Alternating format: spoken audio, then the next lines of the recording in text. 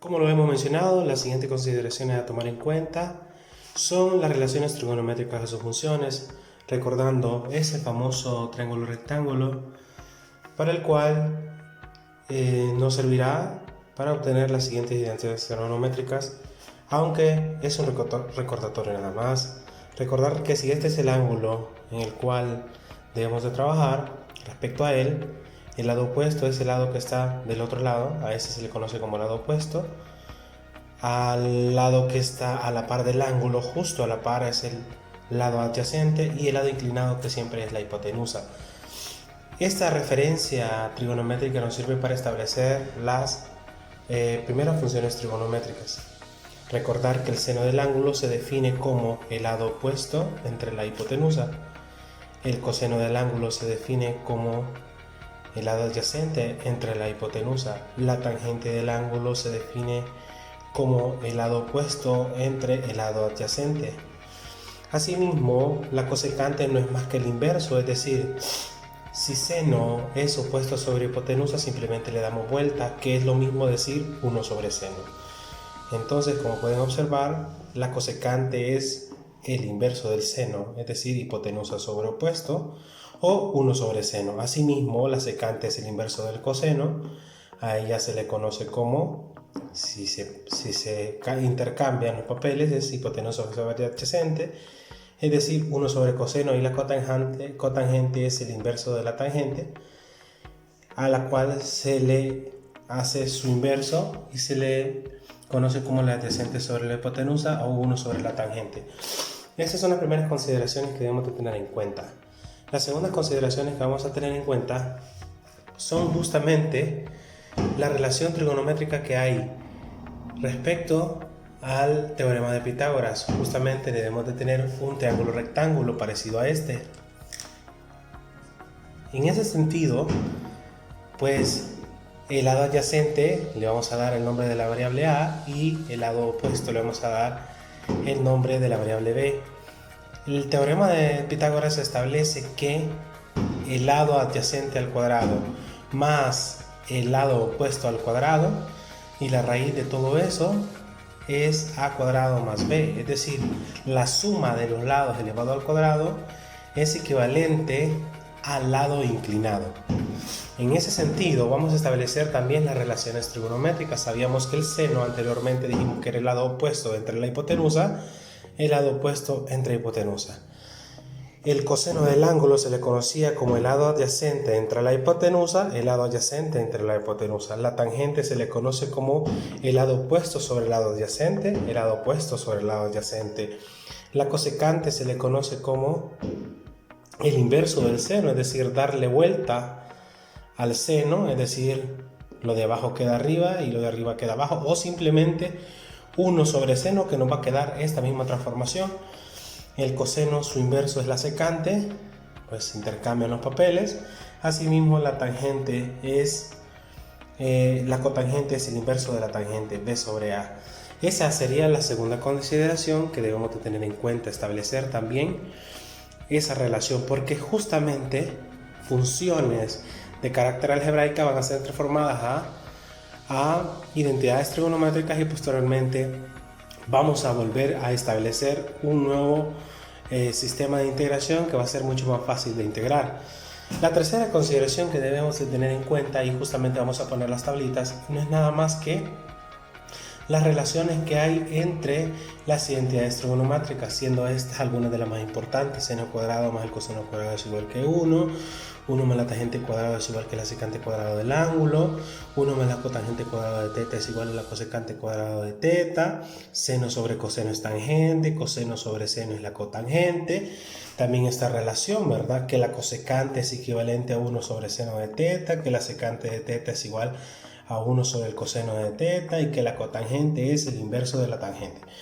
En ese sentido, estas son 3 de las consideraciones que necesitamos para manejar el método de sustitución trigonométrica para integrales.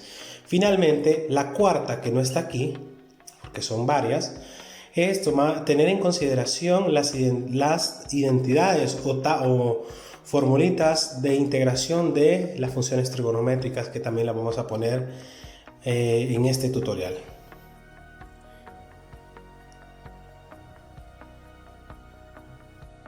Como pueden observar, estas son las identidades trigonométricas fundamentales que les mencionaba. Aquí también están todas las tablas de integrales que vamos a necesitar. Surge la pregunta, ¿en qué caso utilizaremos la integración por sustitución trigonométrica? Bueno, cuando nos aparezcan un radical con una variable elevada al cuadrado, separado con un signo más o menos, y una constante elevada al cuadrado. En esos casos que nos aparezcan ese tipo de raíces, funciones con ese tipo de raíces.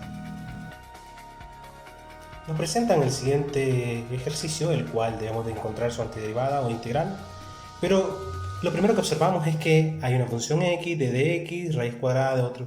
En general, esta es una función algebraica, no es una función logarítmica, no es una función exponencial, no es inversa.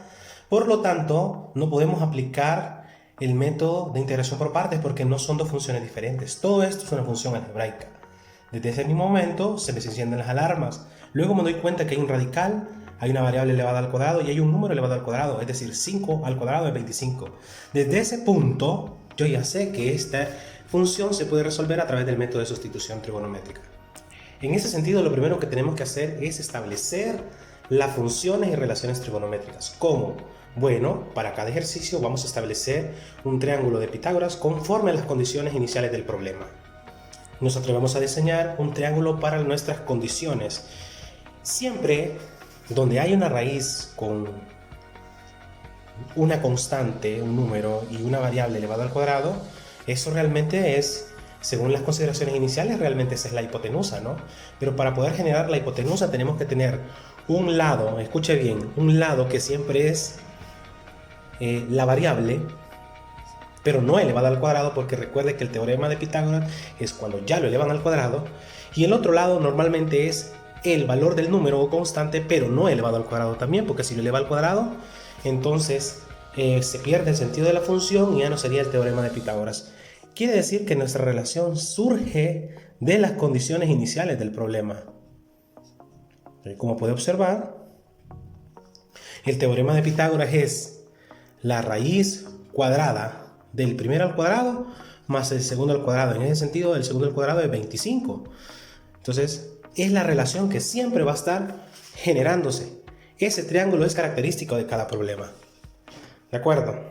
Una vez que tienes tu triángulo diseñado de tu función trigonométrica, entonces vamos a establecer ahora las funciones. El seno del ángulo, coseno, tangente, cosecante, secante y cotangente. Para esta relación no siempre es necesario que las establezcas todas. Siempre las más importantes son seno, coseno y tangente. Sin embargo, hay que estar atento para cualquier cambio de identidad trigonométrico. El problema, el seno del ángulo siempre es, si este es mi ángulo, el seno es el opuesto, lado opuesto, sobre la hipotenusa. Definición original. El coseno se define como el lado adyacente sobre la hipotenusa. Y la tangente se define como el lado opuesto, si este es mi ángulo, el lado opuesto entre el lado adyacente. ¿Ok? Estas son las primeras tres. Podemos generarlas todas, pero estas son las más importantes. Pero hay que estar atento a siempre, ¿verdad? La cosecante, darle vuelta a esto. La secante, darle vuelta a esto. Y la cotangente, darle vuelta a esto. Así de simple. Una vez que tienes tus relaciones trigonométricas, una vez que las tengas, pues vas a hacer el cambio en la antiderivada original, para poderla resolver de una manera mucho más fácil. Si tú te fijas, lo que tienes es x sobre la raíz cuadrada de x cuadrado más 25. De las tres relaciones, ¿a cuál se parece más? Claro que sí, esa que estás pensando. El seno del ángulo se define como x sobre la raíz cuadrada de x cuadrado más 25, que es justamente lo que tú tienes ahí. Entonces hacemos el cambio. En lugar de x raíz cuadrada de x cuadrado más 25, lo que tienes es el seno del ángulo, como lo puedes ver ahí. Ahora bien, te hace falta establecer la relación de dx porque todo tiene que quedar incluido con su respectiva cambio trigonométrico. Esto simplemente es el seno. Pero el d de x va a salir, y pon mucha atención, va a salir de derivar en ambos lados de la relación de la más fácil. Derivar esto, sería muy difícil. Derivar esta también, la del coseno, sería muy difícil. En cambio, derivar esta última función sería mucho más fácil. Pero recuerda que lo que necesitas es encontrar el diferencial de x. Como puedes observar, ese 5 te está molestando. Si está dividiendo, va a pasar del otro lado a multiplicar. Entonces lo que tienes es 5 tangente del ángulo igual a x. Ahora sí, puedes derivar x. Si tú derivas x, la derivada de x desaparece. Entonces lo que aparece es el diferencial. Pero también tienes que derivar el otro lado porque el diferencial de x que tú necesitas va a tener el cambio trigonométrico. Entonces te atreves a derivarlo. Recordarte que la derivada de la tangente está en la fórmula de las derivadas. La derivada de la tangente es la secante cuadrada del ángulo. La derivada de la tangente, 5 es una constante, la derivada de la tangente es secante cuadrado del ángulo. D de teta, porque ahí es donde aparece el ángulo. Repito, copias la constante y la derivada de la tangente es secante cuadrado del ángulo. Y aparece el diferencial de teta. Mientras que del otro lado la derivada de x es dx. Ha desaparecido x y ha aparecido el diferencial. Hay que recordar ahí las fórmulas de las derivadas, ¿verdad? Ahora bien, tienes una relación para x raíz cuadrada de x cuadrado más 25, pero te hacía falta lo del diferencial de x. Y el diferencial de x surge de derivar la más fácil de las funciones. Entonces el diferencial de x es 5 secante cuadrado de teta de d de teta. Mira, ahora sí. Resulta que para que puedas encontrar la integral por medio del método de sustitución trigonométrica, pues hay que jugar un poco con las identidades trigonométricas. Como puedes observar, seno del ángulo de teta lo puedes copiar. El 5 que está multiplicando a la secante perfectamente puede salir de la integral. Puede salir y multiplicamos por la secante cuadrado de teta, de d teta. Ahora bien, no hay una relación directa en este momento, pero recuerda que la secante cuadrado de teta tiene varias identidades trigonométricas, pero normalmente lo que se hace en este tipo de problemas es, bueno, pasar todo a senos y cosenos, ¿verdad? En ese sentido, recordarte también, seno de teta simplemente se copia, el seno se define como 1 sobre coseno de teta, coseno cuadrado de teta, es decir, su inverso. Recordando que el coseno es el inverso de la secante y viceversa, ¿no? Aquí hay una relación trigonométrica que dice que la secante es 1 sobre coseno, precisamente la que nosotros vamos a hacer, porque queremos establecer, pasando todo a senos y cosenos, a ver si hay alguna identidad que pueda favorecernos para el cambio. Como puedes observar, hay un coseno cuadrado, es decir, coseno por coseno. Si tú dejas que sea coseno por coseno, seno sobre coseno es la tangente, ¿de acuerdo? Y el coseno que te quedaba sería 1 sobre coseno, vuelve a ser la secante, pero ya no elevada al cuadrado. Es decir, que pasa lo siguiente. El coseno que estaba al cuadrado es coseno por coseno, es coseno cuadrado, ¿no? Esto se hace por una sola razón. Seno sobre coseno es tangente del ángulo. Y 1 sobre coseno, pero ya no elevado al cuadrado también, eso es la secante del ángulo. ¿Por qué se hace eso? Bueno, se hace para que podamos establecer una antiderivada que esté dentro de las antiderivadas de las tablitas, de las formulitas que se pusieron hace poco en el tutorial. Como puedes observar, la secante por la tangente o la tangente por la secante no es más que seno de u. Esa sería su antiderivada, fácil. Mira, la antiderivada de la tangente por la secante era la secante. La constante simplemente acompaña. Podríamos ya agregarle la constante c, pero tenemos que hacer el cambio trigonométrico. Entonces estamos obligados a regresar a las funciones para ver cuál es ese cambio trigonométrico, en la equivalencia. Pues recordarte que el coseno era todo esto, ¿no? Y la única forma en la que puede salir esa secante que nosotros estamos buscando, pues ya sabes ustedes que la secante es simplemente darle vuelta a esto, o también es el inverso del coseno, ¿no? Entonces decir que es 1 sobre coseno es decir que es el inverso. Raíz de x cuadrado más 25 sobre 5, es darle vuelta. Y es precisamente lo que nosotros necesitamos, ¿no? Entonces la secante del ángulo es haberle dado vuelta al coseno, ¿no? Y ahí ya puedes agregarle la constante.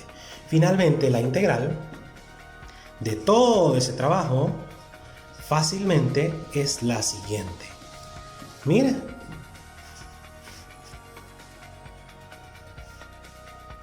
Recapitulando. Estableces tus funciones trigonométricas generando tu triángulo que surge de la integral. Sacas aquellas entidades trigonométricas que normalmente son seno, coseno y tangente, pero si necesitas otras, lo haces. Pasas la información a la que se parezca, también teniendo en consideración que el diferencial normalmente va a ser la derivada de la más fácil. Una vez que tienes tu antiderivada, colocas las equivalencias, pasas todo a identidad trigonométrica y ves qué puedes hacer para ir generando la antiderivada que se parezca a la de las formulitas o tablitas.